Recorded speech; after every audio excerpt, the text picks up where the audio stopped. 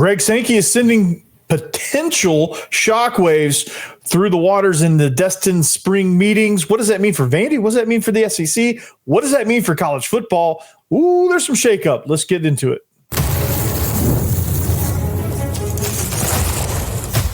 You are Locked On Vandy, your daily podcast on the Vanderbilt Commodores, part of the Locked On Podcast Network, your team every day. Yo, welcome into the Locked On Vandy podcast on the Locked On Podcast Network. I'm your host, Corey Burton. Thanks for making us part of your day. Thanks for making us your first listen. Today, man, we're going to get into it because Greg Sankey is making some noise down in Destin. SEC's at their spring into summer meetings, and there's could be some potential shakeup. The big topic is the potential changes in the college football playoff, NIL regulation, money, really at the end of the day. But there's some talks of some breakaways. He's threatening some pretty good stuff there in Destin. So Greg Sankey, does it benefit Vandy? Like, what does that do for Vandy if the SEC breaks away? I mean, obviously Vandy's going to go with them. But what does that do for them in this new world of Super League football? That's a hypothetical I'm going to get into as well. Also, with the regionals looming this weekend, you got a 3-game set against starting off with Wright State. Then you got ETSU and Louisville to follow. So how's Tim Corbin going to manage this pitching staff? I'm going to tell you what I would do if I was a manager. Not saying that I'm Tim Corbin, but I'll give you my opinion for what that's worth.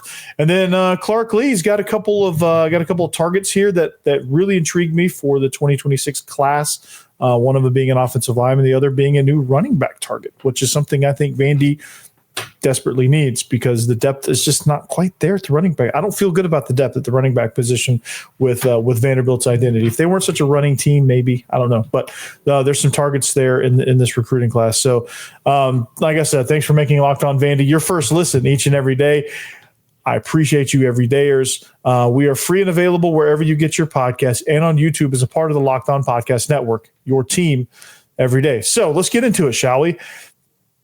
It's always interesting in these winter meetings. It is always interesting. There's never a dull moment.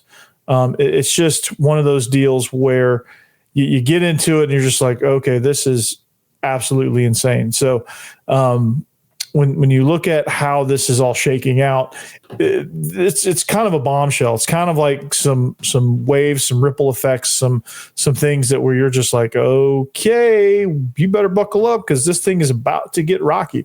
And Greg Sankey sounds like he's had enough of this whole thing. And when the SEC is the dominant conference, eventually, with the NCAA just kind of taking a back seat to everything, which is kind of apropos for them, Greg Sankey's going to step in. Greg Sankey's like, okay, NCAA, if you don't want to take control of this thing, we'll just break off. And he put it out there in the world. Like, I'm sure they've been thinking about it.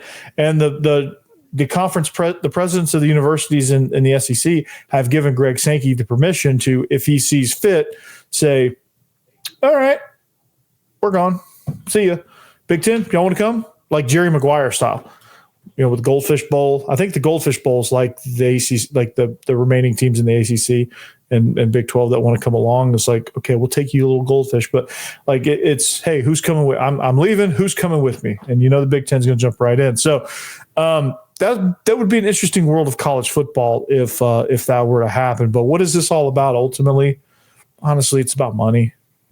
Really, it's about money. You could say, well, it's about this, it's about that. They want NIL regulation.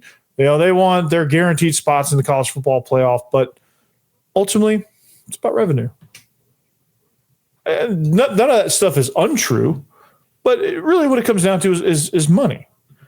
And money rules the world. So, but Greg Sankey wants to guarantee that the SEC gets 4 auto bids in the new college football playoff model. They want to go to a 16. And this picture of Greg Sankey, I know this is a football topic. This is the only Greg Sankey / Vanderbilt picture I could find. Was the most recent one of him handing a trophy to Tim Corbin. So I know this is a football topic and that's not a football picture, but bear with me on this. But anyway, Greg Sankey wants to guarantee that the SEC gets 4 auto bids in the new college football playoff model. I think that benefit, and of course, everybody's like, oh, Greg Sankey, not looking out for college football. He was ruining college. Greg Sankey's looking out for the SEC. That's what he's paid to. That's what he's paid to do. That's what he's hired to do. That's his job. He's looking out for the SEC. I don't blame him. Is it good for the rest of college football? I don't know. But it's good for the SEC, and that's what he's concerned with. And the other teams will kind of have to get on board with it. I think ultimately it would probably be pretty good for college football to get that model. It'd be some great games. It'd be some great football. Maybe a governing body that'll actually do something and put some regulation on some things and make it a little bit more organized. Those things are good. And I think it'd be great, but he wants to guarantee the SEC gets 4 auto bids. I think if you get the 4 auto bids, Stephen Willis of Locked On Ole Miss, if you want to give him a listen, he's on top of this topic. If they go the route of this, maybe they go to play-in games as well. So like finishing in the top 6 matters, right? It's not just get those 1 and 2 spots with a single table. It's finish in the top 6 and you got a chance.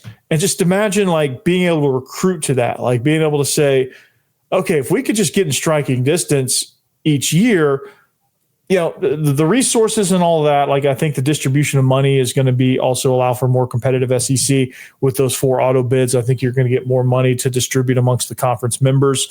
I think you're going to allow these conference members to get more resources. Looking at you, Vanderbilt, like just imagine if Vanderbilt upped its revenue just with revenue sharing with these 4 conference bids, and Vanderbilt decides they want to start making bowl games each year. Just think of all of the things you could get resource-wise to be competitive in the SEC. Because I think you're starting to see Vandy be more mindful of that. Like, right? I think you're starting to see Vandy go, okay, maybe we can be competitive, right? And so with a little more resources, like we just redid our stadium, we're going to redo the McGugin Center probably. The whole athletic complex is going to take shape. I think a lot of this is due to the fact that the SEC is growing in power in all sports, not just football, but basketball, baseball as well, probably softball, probably women's basketball ultimately. Like I think the SEC is the power conference in just about every sport now at this point. So you're thinking of a conference that makes a boatload of money and you get those resources poured into your university, you get to make your university a really good place. And we all know it, and it happens everywhere, that some of that money gets allocated to the university because you want your university to look great. You want your academic buildings, your student union buildings, your things around campus that make your campus attractive. You want that to happen. You want Vanderbilt or whatever university, you want it to be the best place ever. Now, obviously, you're going to take the bulk of that and put it into your program, and you're going to allocate it to some of the athletics, the Olympic sports and stuff like that. So you're going to ensure, and yes, we're not going to hit the 8 to 10 minute ad mark. I'm sorry about that, but you're not going to hit. You're not going to get a whole lot of pushback on that, right? And I think they're finally starting to see it. I think they see value in having a great athletics program. Finally, this has been a phenomenal academic year. There was a graphic that I saw on social media of like the small handful of teams that have made and won a bowl game, made the NCAA tournament, and made the NCAA baseball tournament. Vandy was on that list. Not a whole lot of SEC teams were on that list. So this has been kind of cool. And this is a transformation that I know all of you out there listening would love to see. Vanderbilt making that transformation into a viable program. Like just think about like the teams that are always on the fringe in the SEC that never quite make it over the hump. The Ole Misses, the Arkansas, the South Carolinas, those type teams. Texas A&M, like you finish in the top 6 now under this new model, you're in there, right? And just think all the recruiting you can get portal wise, all that good stuff. I think it's beneficial, and I think the SEC will cave, or the SEC, the NCAA I think will cave in. You're gonna hear about it very soon. A new college football playoff model where you have 16 teams, 4 auto bids. As soon as this contract expires with the current 12-team model, I think you're going to see a renewal in a 16-team model with play-in games. I think you're going to see this thing all restructured. And it's going to be great. It's going to be great for money distribution. I think with the play-in games, you're going to have better TV revenue on that championship weekend. I think your conference games are going to matter more. I think you're going to get more people on campus because of those atmospheres are going to be that much better. I think it's just going to be all around great for the SEC to be able to have that better money distribution, better TV deals, more TV viewers, and more seats at the table in the college football playoff. Now, some other things they want assurances of NIL and revenue sharing regulation or oversight. Like I think that's well overdue. I think that'll be the next thing. That'll be the next tipping point for the SEC is you're not regulating NIL. You're not regulating the transfer portal. You're not regulating all these things. And they want that oversight. They want that autonomy. They want to be able – they also want that 68% majority rule on that as well. And they want to be able to not have to have everything be unanimous. Like if they want things to pass, like they want that. And that benefits the Big Ten as well. But that doesn't necessarily benefit the SEC and the Big 12. But do they really have a choice? And make sure you leave in the comments. Make sure you talk about all this. But when you talk about NIL and you talk about transfer portal, the biggest conversation I hear people that I know, people in my circles and things like that, when they talk about all this stuff, I love the idea of NIL. I love the idea of the transfer portal. I really do. But I do think it needs some guardrails because I do think it's going to get out of control if it hasn't already. And I think it kind of already has. Like with NIL, like you had the Nico Iamaleava situation. Like that doesn't happen if there's contracts, if there's money to pay back, if it's not so easy to break an NIL deal and just transfer at the drop of a hat. Like I think there's some scenarios where if you had some regulations and maybe they can put some people in those seats with some big brains to come up with those scenarios. I don't pretend to know what those scenarios are. I would love to hear some ideas. I might even think of a few myself, but I think one of them has to involve contracts. And to get some oversight like that, to get some regulation, I think would also benefit. And I think that's also what these coaches want, the league wants. And I think if Greg Sankey decides that's another avenue of all of his gripes and all the reasons that he wants to break off, I think you get into a world where the SEC and Big Ten break off into their own super league. They make their own transfer portal rules. They make their own NIL rules. Here's how it's going to be with revenue sharing. Live with it or go play wherever else you want to play. Like you don't have to join our league if you do not want to play by these rules. And I think it'll make things cleaner. I think the competitive edge and competitive balance will be a lot better. I think you'll get to a more traditional model of college football where you can identify with the rosters a lot better, but at the same time, have enough player movement to where guys are getting in the right situations and you have enough NIL stuff that where guys are getting paid appropriately in the world of college football. So I think it's kind of the best of both worlds. I think there's got to be a lot more layers to that regulation to make it happen. Because there's a lot of caveats in a lot of situations. But I think when you look into it, this got to be it. But the root of all of it is this.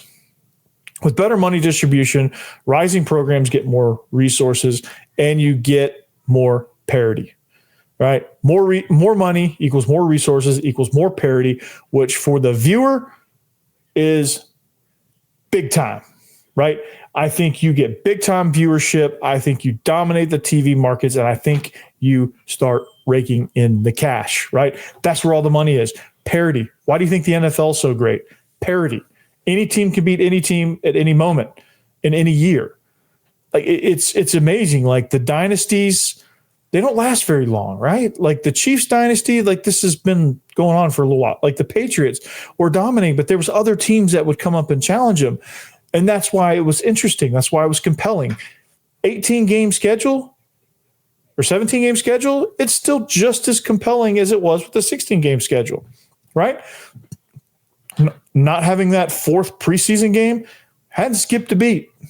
The NFL is as strong as it's ever been with TV deals, with international games. Like I think you're starting to see college football break those barriers down a little bit. Like I think the more money, the more revenue you can get, if you can get the NCAA to buy into that and actually grow some, some marbles, and start regulating some stuff, maybe you'll get a world of college football where you get enough of the traditional stuff to be able to identify with the traditionalist fans, and you get enough of the new age stuff to where you'll be able to get new viewership in, right?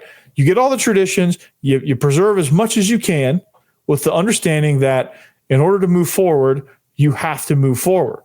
And some of that stuff gets left in the dust, so be it, okay?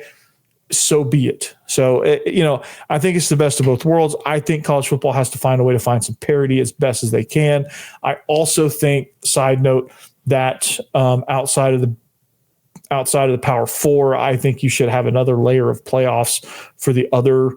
For that sounds so bad. For the low, that sounds bad too. Good Lord. For the conferences that aren't Big Ten, SEC, ACC, and Big 12, like for the conferences that aren't those four, I think you have a playoff system for them as well. Kind of treat it like you do FCS, Division II, Division III. All right. I think if you have it layered like that, you can have multiple national championships. People will watch that stuff. I promise you.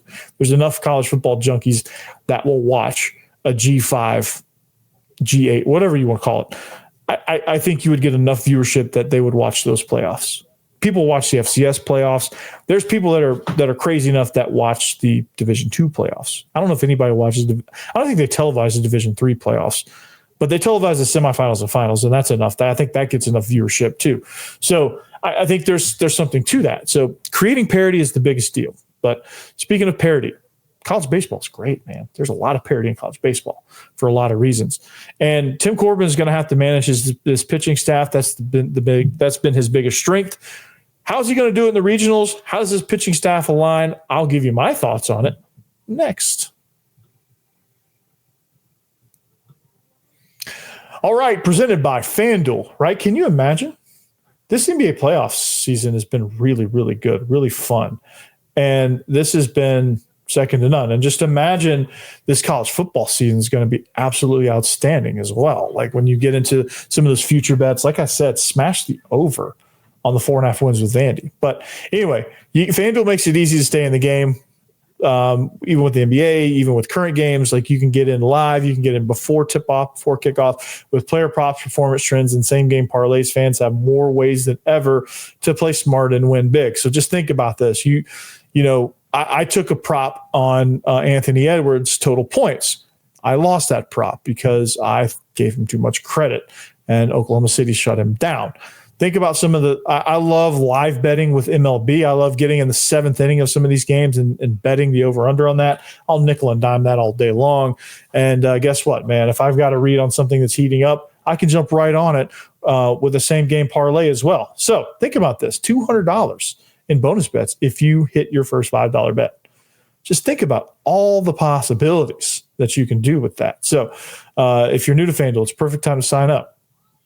Head to FanDuel.com right now. Place your first $5 bet. If it wins, you'll get $200 in bonus bets. So make every moment more with FanDuel, an official sports betting partner of the NBA and college football and MLB and all of the above.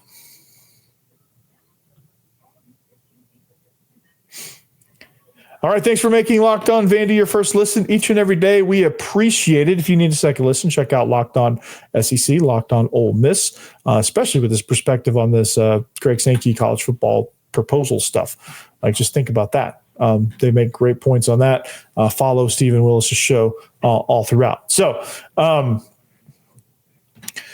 how's Tim Corbin going to manage his pitching staff? I think it's a challenge because, you're in a situation to where it's not a regular, you can't just go with the standard Friday, Saturday, Sunday guy because of the matchups, right? And I think it makes it interesting because you get in a scenario to where, like, okay, let's say you throw J.D. Thompson against Wright State because it's Friday. Now you get to Louisville and you're throwing Austin Nye, who I love Austin Nye, but I just don't trust him quite yet because he's a freshman against a team like Louisville when he's already struggled. He struggled in the midweek game that they had, and ultimately Vanderbilt struggled in that game, especially in the sixth inning. That was pretty bad. So, but it's it's crazy. But you get your regionals there, you get your regional games, and it's going to be outstanding. So you kick it off against Wright State, and then you go ETSU, and then you go with Louisville. And so it's it's going to be really, really fun to see kind of how these games play out and how these pitching staffs and how he manages this thing. And it's going to be quite awesome. And so you're going to, it's going to be, and the way the regionals are set up, it's going to be really good dynamite baseball. And so I'm really excited about that. So it's going to be, the winner. I think the winners will play. It's double elimination. So like, let's say Vanderbilt and Louisville win. I think they'll play on the 31st. So like you'll get your ace then, and then you get your loser bracket, and then you have your elimination bracket, and it kind of just goes through, I guess. It's kind of fun. So how does it shake out, right? How does he manage this staff? All right. These are some notes. And I love these visuals because it keeps me on track. It prevents me from rambling a little bit, but elite pitching, especially in the bullpen. I think he does a good job of managing this stuff. But that's not the point. The point is, how is he going to manage all of this, and how is he going to take this pitching staff and make it what it is? I think you have to, like I said, you kind of have to plan out as if you're going to win all throughout, because eventually you're going to get to ETSU. And so do you save Cody Bowker against ETSU? Like if I had my druthers, I would throw Austin Nye right away against Wright State, and let's just see what we got. And if he struggles, you throw your bullpen out there. You got Fennell out there as kind of a long reliever that can come in as kind of your de facto starter if Austin Nye gets beat up against Wright State, because they do hit the ball really well there at Wright State. So then you got Bowker against ETSU if you can save him. But I think if you get a matchup with Louisville, I think you got to throw JD Thompson in there, right?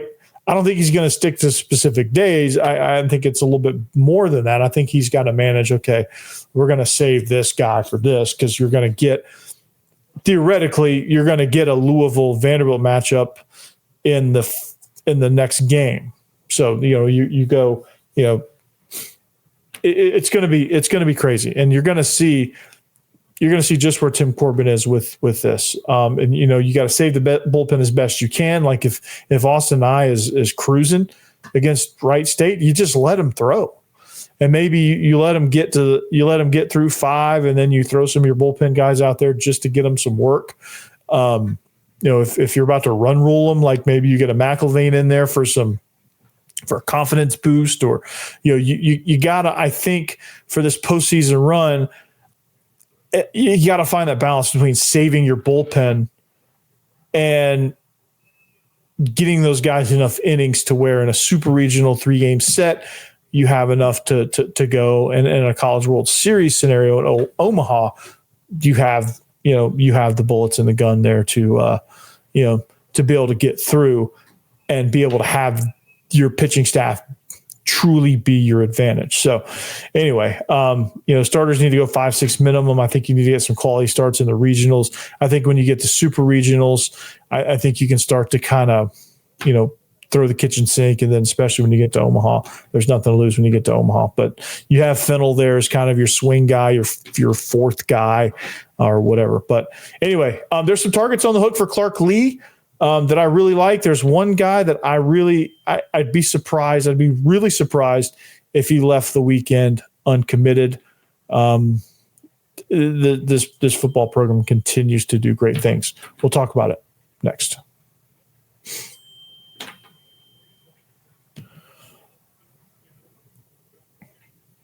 All right. Welcome back. We're wrapping up the show here.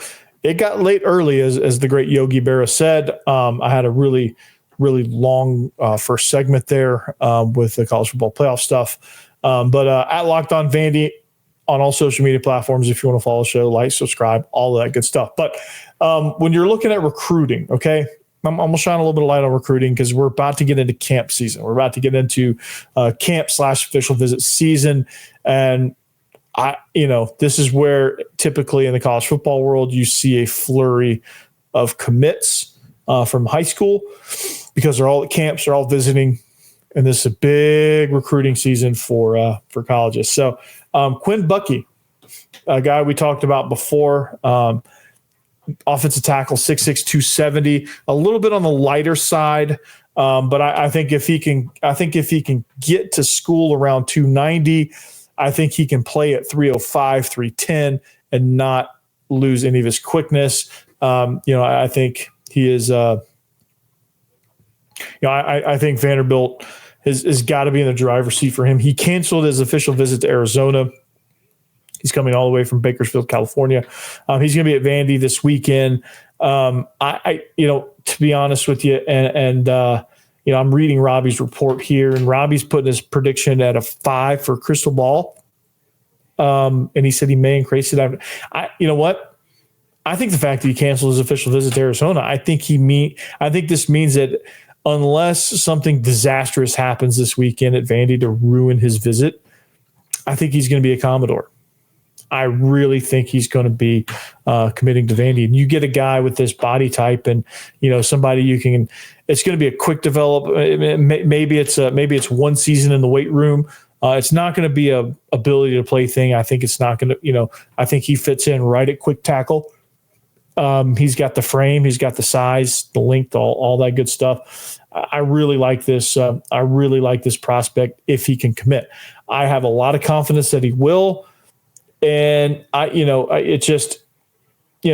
get these guys and, I think it's something that where you give it a shot and they haven't had a great track record in developing high school offensive linemen in the past, but guess what the past is? It's the past. And guess who's there? Like, I think Coach K has not had to develop a whole lot of high school offensive linemen. So I think that, that number and that idea is probably skewed in the wrong direction. We just don't know. I think he can. I think if you have the right guy in there, I think he can. And so he has a pretty impressive offer list. And, he's got Wisconsin. If Wisconsin offers you as an offensive lineman, that's a pretty special thing. Like I think it's a pretty special thing. So, this would be a good get if he can get out of Nashville committed. I think that'll be a huge, huge bump in the right direction for this program, for recruiting, and just for optics. Just for optics. And another kid that I really like that's on the radar that I'll take the last few minutes to talk about is you lose out on KD Jones, you lose out on Evan Hampton. I thought Evan Hampton, it was going to be tailor-made for him. KD Jones, I thought maybe it would have been a little too big of a fish. But any running back should watch Vandy play and go, whew, I can go there because they're going to run the ball. Okay. So Coach Mo Langford is getting a running back out of Atlanta, out of Sequoia High School, 5'11", 195. I think if he can pick up this commitment, I think you have a good chance at getting a quality running back that is tough, has a little bit of agility, and can really is fast enough. I mean, he's not game breaker, home run type. He hits a hole and he's gone, cloud of dust, and nobody behind him. But I think he's got some really good game speed. And in the state of Georgia and the Atlanta area, he rushed for 1,500 yards, which is pretty impressive. He in that Fulton County, Cobb County. I can't remember where Sequoia is. I think they're in Cobb.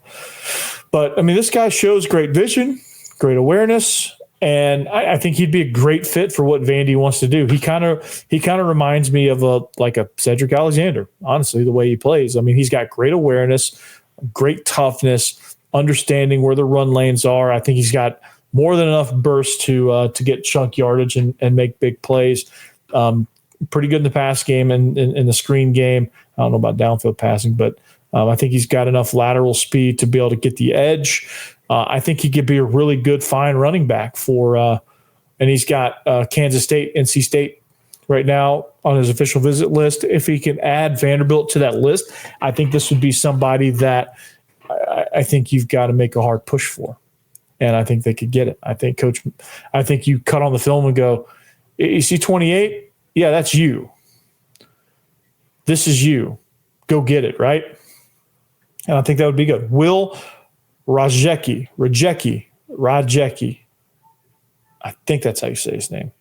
Will, if you're listening to this, you can feel free to correct me as you wish. But anyway, that would be an exciting get for Vanderbilt at the running back position. I think they need somebody, that's going to make some plays. And, we know Cedric Alexander is that guy. But, what do you have really behind him that's proven? Kalen Young has been banged up. He's got the ability, just got to produce. I just don't feel great about the depth at running back right now. I really don't, because behind Cedric Alexander, it's A.J. Newberry who's coming off a major injury. It's McKalen Young who's coming off injury and stays hurt. And, you can't really rely on him to stay out of the training room. And then what else? Freshmen that haven't played in this league? I don't know. It's just unproven. I'm not saying these guys aren't talented. It's just unproven. And that's worrisome. But you got Diego Pavia. You can kind of figure it out. This offensive line is going to create some really nice running lanes, by the way. So anyway, but that's all the fun we're going to have, at least for this episode. And we'll see you back here next time. Locked On Vandy. Remember, check out Locked On Portal as well if you want to follow Brian Smith and the Locked On Transfer Portal show. That's gaining some heavy steam there, so you check that out on your way out after you listen to the run of SEC shows on this network. But until next time, this is Locked On Vandy. Like, subscribe, anchor down, behave yourselves, and of course, peace out.